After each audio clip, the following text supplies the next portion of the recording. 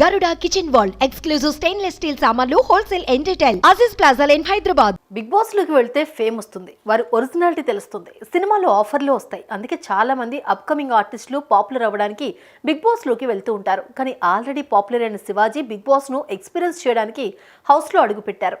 కోట్లాది మంది అభిమానులను సొంతం చేసుకున్నారు. మరి ఆయన బిగ్ బాస్ లోకి వెళ్ళినందుకు ఎంత రెమ్యునరేషన్ తీసుకున్నారు?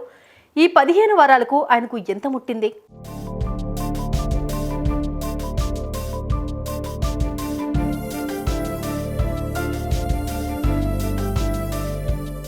బిగ్ బాస్ హౌస్ లో ఉన్నన్ని రోజులు కంటెస్టెంట్స్ కు రెమ్యునరేషన్ ఇస్తూ ఉంటారు. బయట వారి ప్రాజెక్టులు ఆపేసుకుని మరీ వెళ్తారు. కాబట్టి హౌస్ లో ఉన్న వారికి ఇన్కమ్ సోర్స్ ఉండాలనే ఆలోచనతో వారికి పలానా అమౌంట్ ఫిక్స్ చేస్తారు. కాగా ఈ సీజన్ లో హై రెమ్యునరేషన్ తీసుకున్నది మాత్రం శివాజీనే.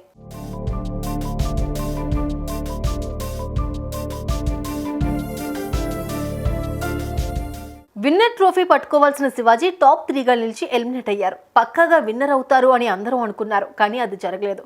దీంతో ఆయన ఎలిమినేట్ అయ్యి బయటకు వచ్చారు. కాగా ఇప్పుడు ఆయన winner remuneration and prize money కన్నా ఎక్కువ.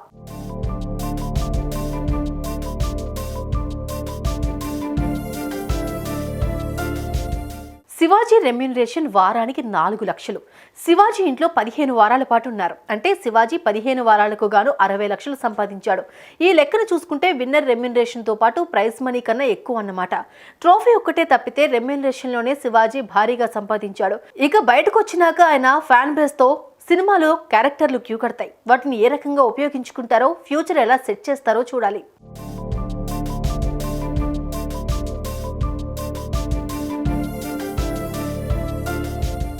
Shivaji never before ever after లాంటి కంటెస్టెంట్. ఆయన గైడెన్స్ వల్ల యావర్ ప్రశాంత్ టాప్ లో నిలిచారు.